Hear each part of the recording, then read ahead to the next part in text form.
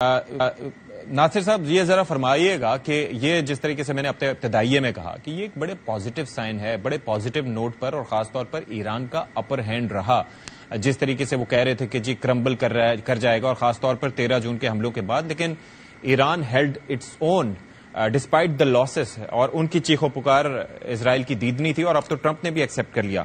تو آپ کیا اس کو کیسے سم اپ کریں گے؟ بسم اللہ الرحمن الرحیم. اللہم صلی علی محمد و آل محمد. الحمدللہ جی، اللہ کی مہربانی سے عالم اسلام اور ایران جو ہے ہمارا برادر ملک ہے، اور اس کو ایک لحاظ سے یہ فتح ہی حاصل ہوئی ہے کہ اتنی بڑی طاقتوں کے سامنے جو خود کو اس دنیا میں ایک خدا ہی سمجھتے رہے ہیں، اور انہوں نے جس طرح حملہ کیا تھا ایران پر، اور جس طرح شہادتیں ہوئیں، اور ان کی ایک جو فرسٹ لائن کہہ لیں ان کی شہادتیں ہوئیں، اور اس کے بعد وہ سمجھتے تھے کہ کوئی ان کی طرف سے جواب نہیں ہوگا، لیکن انہوں نے بڑی بہادری سے وہ جواب دیا. اور وہ جو ایک مت قائم کی گئی تھی کہ جی اسرائیل کے وہ جو ڈوم ہیں جو اس کی سیکیورٹی کرتے ہیں، سیفٹی زون ہیں ان کے، اس میں تو کچھ بھی نہیں ہو سکتا، اور وہاں کے جو شہری جو اعلیٰ مخلوق ہیں ان کو کوئی غرض نہیں پہنچ سکتی، یا ان کے جو بھی ادارے ہیں. لیکن دنیا نے دیکھا کہ ایران کا جو جواب تھا اس میں وہ جو ناقابل تسخیر سمجھتے تھے خود کو، اور جو اس طرح کا بیانیہ بنایا ہوا تھا، ان کو تباہی کے مناظر دیکھنے پڑے. ہم امن چاہتے ہیں، اور کوئی ایک انسانی جان بھی جائے تو بڑے دکھ کی بات ہوتی ہے، یا کہیں پہ کوئی نقصان ہو. لیکن یہ اسرائیل واحد دنیا کا وہ ملک ہے، اگر اس کی کہیں پہ تباہی ہو رہی تھی یا اس کے نقصانات ہو رہے تھے، میں جانوں کے علاوہ کہتا ہوں، جو انسانی جان ہے یا کوئی جو لوگ بے گناہ، ظاہر ہے وہاں بھی نقصان ہوا ہوگا ان کا، اس کے علاوہ سب کو خوشی ہو رہی تھی. کہیں کسی کے نقصان پر کوئی خوش نہیں ہوتا. لیکن یہ وہ ملک ہے، اس کے اتنے مظالم تھے غزہ میں اور دیگر جگہوں پہ، جو جس طرح کی اس کا نیریٹو آتا تھا کہ عام لوگ بھی اس کی تباہی پہ بہت خوش تھے. اور پھر اس کو بڑا سپورٹ کیا امریکہ نے کھلے عام، اور پھر جس طرح انہوں نے بھی ایک حملہ کیا، اور پھر وہ سمجھتے تھے کہ کوئی ان پر ہم جی نہیں کر سکتا، لیکن ان کو بھی جواب ملا. ان کا بھی جو بیس تھا اس پر بھی حملہ کیا گیا. تو ایران کے ساتھ اخلاقی تو سب لوگ ہم لوگ ساتھ تھے، لیکن ویسے کوئی اس کو سپورٹ نہیں ملی.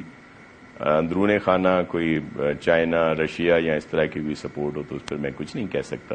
لیکن باقی جو بھی اسلامی ممالک ہیں ان سب کی زبانی تو سپورٹ رہی، اور پاکستان کے علاوہ بہت سارے ممالک میں تو بیس بھی تھے امریکنز، جو بعد میں یوز بھی ہوئے.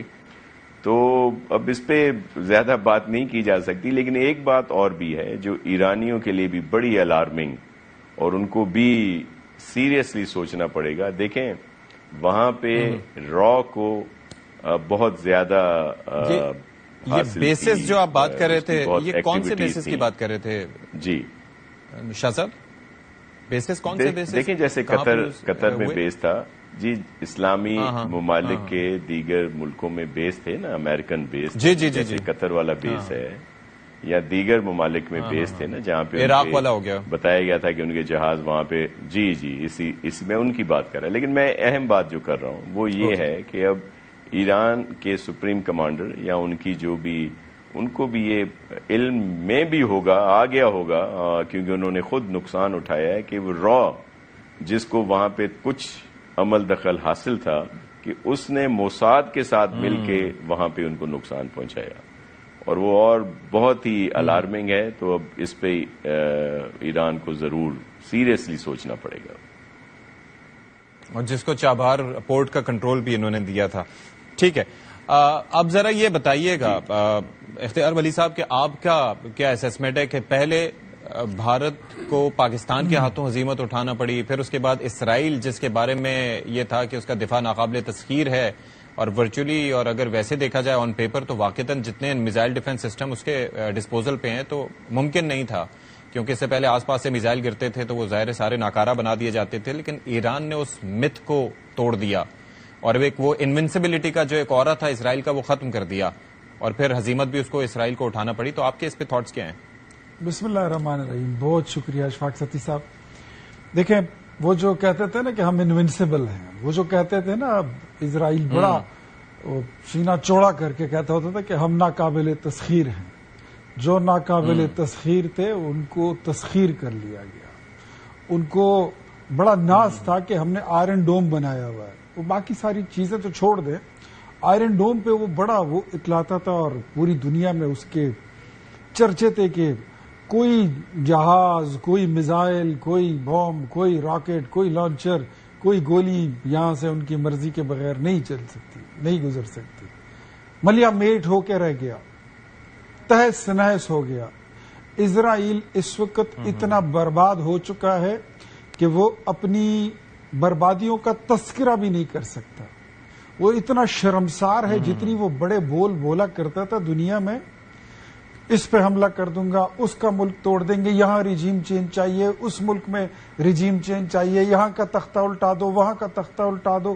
یہ ماسٹر مائنڈ بن کے پوری دنیا میں جو اپنا چورن بیچا کرتا تھا, میرے خیال میں آج اس کا اپنا سر اپنے گھٹنوں پہ پڑا ہوا ہے اور وہ اپنے کنکریاں اور ٹکڑے جو ہے وہ اکٹھے کر رہا ہے, وہ اسی میں بزی ہے.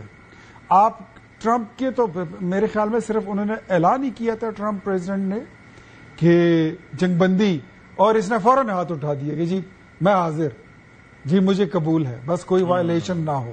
تو اس سے آپ اندازہ لگا لیں کہ اکنامیکلی برباد ہو چکا ہے, انفراسٹرکچر اس کا ختم ہو گیا ہے. جو پوری دنیا میں اس نے ایک دھاک بٹائی ہوئی تھی کہ اس کی جو انٹیلیجنس ایجنسی ہے موساد, کہ وہ دنیا کی بہترین انٹیلیجنس سسٹم رکھتی ہے, وہ بھی فارغ ہو گئی ہے.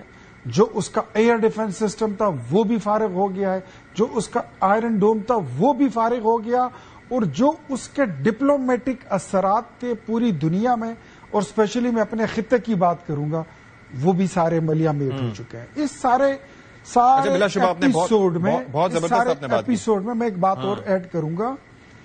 اس میں جو ہم نے ایک پارٹنرشپ تھی انڈیا اور ایران کی, ہم نے وہ بھی توڑ کے رکھ دی ہے. اور انڈیا واقعی میں اس وقت آئسولیشن میں جا چکا ہے. ایران کے پارلیمنٹ سے پاکستان زندہ آباد اور شکریہ پاکستان کا نعرہ بلند ہونا, میرے خیال میں یہ ہر پاکستانی کے لیے, صرف وزیر اعظم کے لیے نہیں, وزیر اعظم شہباز شریف یا army chief field marshal Asim Munir صاحب کے لیے نہیں, ہر پاکستانی کے لیے یہ فخر کا دن ہے اور فخر کا لمحہ تھا جب وہاں کے پارلیمنٹ سے نعرہ بلند ہوا کہ شکریہ پاکستان. گلیوں میں, چوکوں میں, سڑکوں پر لوگوں نے جلوس نکالے اور دل دل پاکستان, جان جان پاکستان کے نعرے لگائے. تو میرے خیال میں اس تمام سیناریوں میں جو انڈیا پاکستان کا کولیژن ہوا, جو جنگ ہوئی, اور پھر ابھی جو اسرائیل اور ایران کا ہوا, اس میں ایران بھی سرخرو ہوا, اسرائیل ذلیل ہو کے رہ گیا, انڈیا آئسولیشن میں چلا گیا, اور پاکستان نے بہت عزت کمائی ہے. پہلے اگر آپ کچھ سال پہلے چلے جائیں تو آپ ڈپلومیٹکلی آئسولیشن میں چلے گئے تھے. آج میرے خیال میں اس خطے میں جتنی بہترین سفارتکاری آپ کی ہے یا جو پوزیشن آپ کی بن چکی ہے, شاید اس وقت وہ کسی کی نہیں ہے.